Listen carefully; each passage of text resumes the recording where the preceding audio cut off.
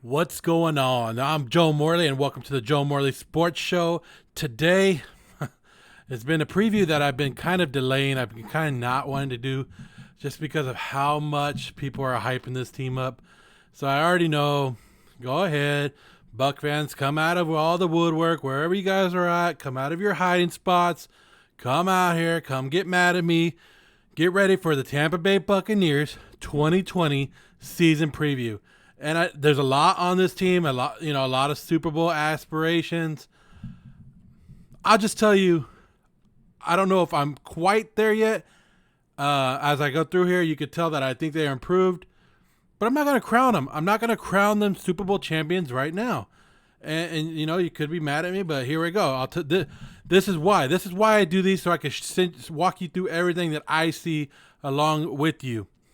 So here's a head coach, Bruce Arians. He should have been head coach of the year when he took over for Chuck Pagano in Indianapolis. But the way the rules said, all the wins and stuff went to Chuck Pagano. It happens. It's cool. He got his job in Arizona. His head coaching record is 56-39-1. Look at the coaches that he's worked for. Bill Cowher, Mike Tomlin, Jim Mora, Marty Schottenheimer. You wonder why he's a good coach, because he learned from the best, right? He has 2 Super Bowl rings as a member of the Steelers coaching staff, and I guess he's a player's coach. It's somebody that wants, players want to play for him. Here's how they did last year in 2019. Offense put up a lot of yards, right? But what else did they do? Turn that ball over, and they had a quarterback. He's gone now, Winston. He threw 30 interceptions, like another 20 of them, like another 25 of them are dropped or something like that. They said. He also fumbled the ball 12 times. That game in London was horrible. I think they had 7 turnovers in that game alone. That game was horrible. The only question, like the running game was very inconsistent. Like one running back was good one game, then the next game the other guy, Jones was, Barber, Jones. So it was inconsistent. I'm not going to say it wasn't good. It was just not consistent, and I think that's what hurt him the most. The defense, and I think the defense is what's being forgot here over last year, and a lot of people are maybe overlooking, is the defense was just set up in bad situations. I can't say they were always in bad situations, because there was 9 games last year that they gave up 400 yards. So if it was just because of Winston and his turnovers, they wouldn't have gave up 400 yards, right? They would have only had like 40-yard drives, and it wouldn't have been over 400 yards. So that could have been it. But they had some young players, and they got, as I look in, I'll show you the depth chart and stuff. I'll show you how good this defense actually is. And I think that if they go on and do something this season, it has to be because of defense. I mean, the offense is getting all the recognition right now, but the defense is going to be the one that's going to have to do it. Here's your quarterback, Brady, the Tampa Bay Buccaneers, right? Isn't he going out and trademarking all that? Tampa Bay Buccaneers. Ridiculous. Anyways, Tom Brady's now your quarterback. He's 42 years old. When the season starts, he'll be 43. Last year, he still put up 4,000 yards, 24 touchdowns, 8 TDs.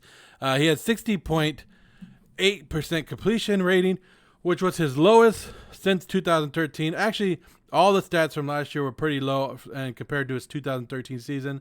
His yards per catch, his yards per game. But is that because of his age, or is that because of the weapons that he had around him in New England? Because if you remember, he didn't really have a lot of weapons last year in New England. So we'll see. But he's a perfectionist, right? I mean, 6-time Super Bowl champion. You can't go wrong with that. A 3-time league MVP. So he's going to come in here and he's going to demand perfection. He's going to demand these receivers get their job done. And he should elevate the play. And you know what the one good thing he shouldn't do? He shouldn't turn the ball over. He's not going to – I can tell you for a fact right now, and you can put this on record, Tom Brady will not throw 30 interceptions. So that's an upgrade, right? That has to be an upgrade. Here's your superstars on your team. You guys know them. And I could have added you know what? To be honest with you, I could have added more to this team. And that's how good this team should be. That's how good they should be. Mike Evans, you guys know him. Played 13 games last year, 1,100. 57 yards, 8 touchdowns. He's actually on record of breaking like a NFL record, right? Every year that he's played for the last 6 years, he's put up 1,000 yards. So he's has to be up there as one of the top 5 wide receivers playing the game right now, right? Chris Godwin, he boasted onto the scene. Everybody knows him.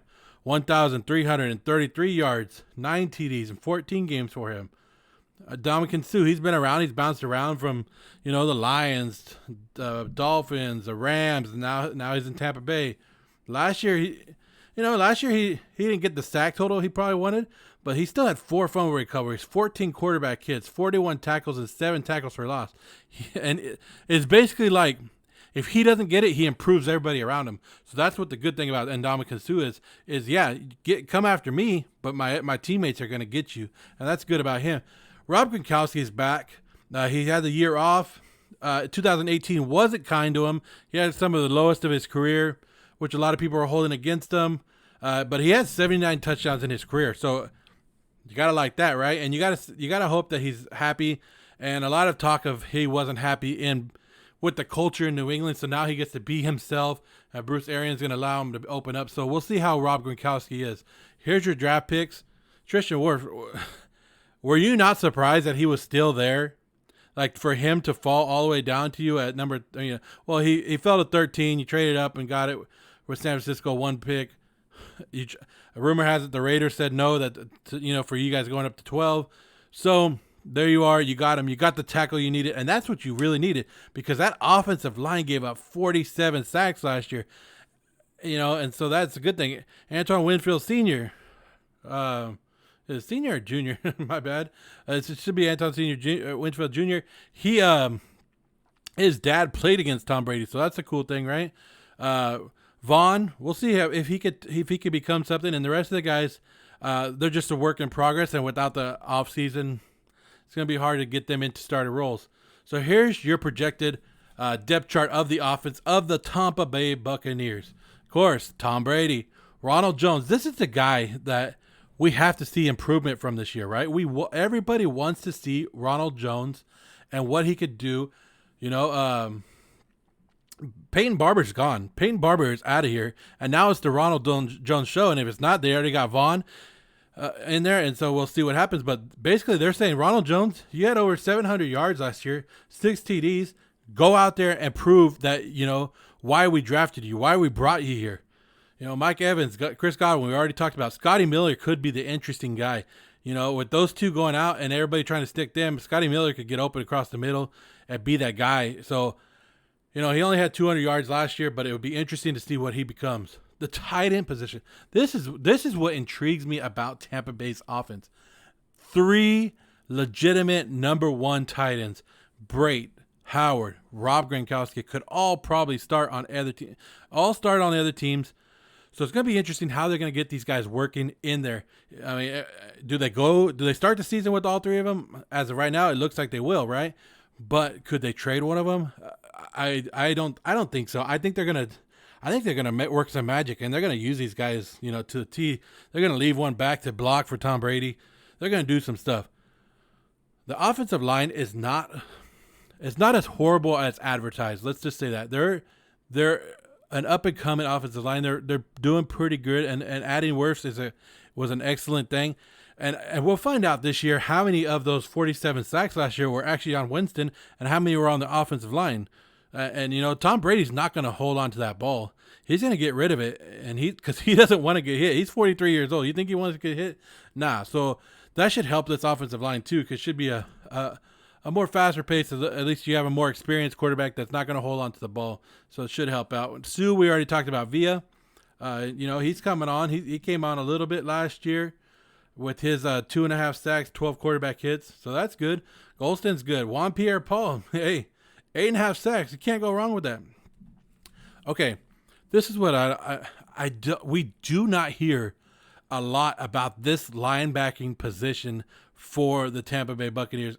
This has to be the best linebacking group in the NFL, right? I mean, if not, can you tell me a couple other teams that have linebackers like this? I mean, White came on last year. Lavante David, Shaq Barrett. We all know what 19 and a half sacks from Barrett. 37 quarterback hits, 6 fumble recoveries. White 91 tackles, 3 forced fumbles, 4 fumble recoveries. And Lavante David 123 tackles, 3 fumble recoveries, 1 forced fumble, and I think they all had an interception. That linebacking court right there is the reason this defense succeeds, because they're all over the field. They help the back, they help the front. They're all over. They can blitz these guys. They can do whatever they want with these guys, and it's amazing. So Winfield's going to take over. Looks like at the strong safety. The other guys, Davis, Whitehead, and Murphy Bunting, they're young. They had their troubles last year, but they're young and they're going to get better, and they have to improve this year. And so that's where you're hoping the improvement is. And if they can improve and get a little bit out and field position and all that, it's going to help out. It's having Tom Brady on the field, and hopefully he can, drive a little bit more, and you're not turning the ball over in 2 plays and then you're coming out and getting tired, and you're actually going to get some breaks on the sideline. So that's going to help these guys. They're going to help them learn, and they should be a little bit better. And like I said, I'm higher on this defense than I am on the offense. I'll say that. Here's the schedule. It's a tough division. And to tell me it's not, you look at this, the Saints.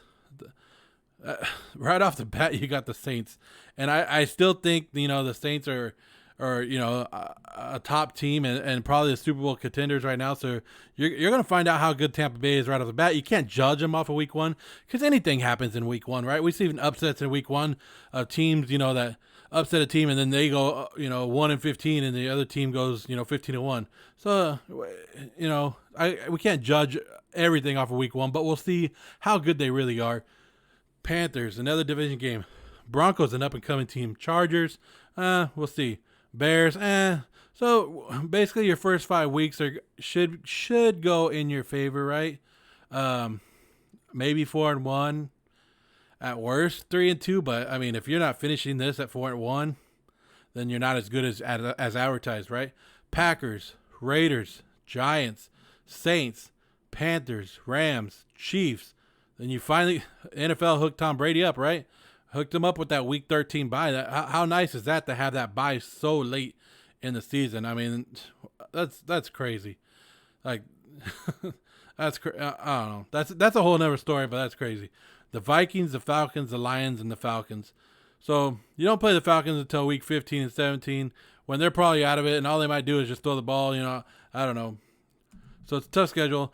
This is what I'm going to go with. I'm going to go with 11-5, which is an improvement. It's an improvement from last year, right? I'm not saying you're taking the division. I'll still take a second place in the division. 1 game behind the Falcons. But hey, with that schedule, you could take the division and you could go 13-3, and that's my high at 13-3. Not 16-0 like some of you guys want to say. 16-0. Plus, do you really want Brady to go 16-0? You already saw what happened when he does go 16-0, right? You don't want that. But then I can also see, that offensive line not helping Brady out. Maybe he gets hit a couple times. Maybe there's a couple injuries, because we all know that Evans and Godwin do get hurt. They don't stay out there for the whole 16 games. They are productive when they are there. And then the defense. We need to see if that defense, was it just Jameson Winston that held this team back last year? Was it? Or is there other issues with this team, and Winston was just the one that took all the blame? And that's what we're going to find out. So if a couple things go wrong, a couple injuries here and there, 7-9, but I don't foresee that. I see 10, 11 wins, and 11-5 was what I was comfortable with going with. But like I said, it wouldn't surprise me if they did take the division, but I don't see them overtaking the Saints right now. Here's their salary cap status for this year: 4,000 or 4,000. Yeah, that's nice. Yeah. $4 million, right, is what they have for their, sign their rookies, get that under deal. Next year, they have a lot more money. That's looking good, but they have some free agents they need to take care of. They got, Godwin, they got Lavante David, Sue, and Shaq Barrett. So those are the guys that they're going to have to take care of. They're going to have to pay those guys. They have the money to. It's just a matter of what they want to do and who they want to keep, and are they worth it? And if another team comes in and swoops in and offers them more. But I don't think Sue is that top of that high free agent guy anymore. So if he likes it there, he'll probably stay another year. So that's my 2020 preview of the Tampa Bay Buccaneers. I think one guy I didn't mention during the depth chart was Carl Nassib. And I think losing him might be a little bit of a factor, but that defensive line should be solid and should give a lot of people fits. And like I said, that linebacking core, I'm really high on that linebacking core. So we just got to see how that offensive line goes. And I know a lot of people are happy about that. And look, you got the tight ends. You can keep one tight end, two tight ends in, help Tom Brady out tremendously. But we're going to have to see how Tom Brady does. New team, new offense, no offseason. That kind of sucks. But he's been working hard down there with his teammates. But let me know. If you're a Tampa Bay Buccaneers fan, let me know. I mean, don't go off on me because I didn't tell you that they're going to go 16-0. That's ridiculous. I would never tell you that any team will go undefeated. I would never tell you that. But, be a realistic. Come at me with some facts. Tell me some stuff that maybe I missed about your team, because I can't sit there and watch every game of them. I watched a couple games last year of Tampa Bay, and that's what I saw. That, like I said, that London game was, it's horrible. So horrible. So let me know what I missed. Tell me down in the comments. Tell me what you think. Tell me what your record, a realistic record of what you think they will go. And we'll just have a good conversation. And that's the good thing about it. And let me know what you think of Ronald Jones. Do you think that that's the running back of the future? I mean, do you actually think that he's going to be able to carry the load this year like he should be? Like they're expecting him to be a vital part of that offense. So can Ronald Jones be that guy? Let me know. This is Joe Morley Sports Show. You guys can check me out at joemorleysports.com. Also check me out on Instagram, Facebook, Twitter. I post daily, and get involved. Get talking to me. I love talking sports. So like I said, joemorleysports.com. All right, guys, have a great day.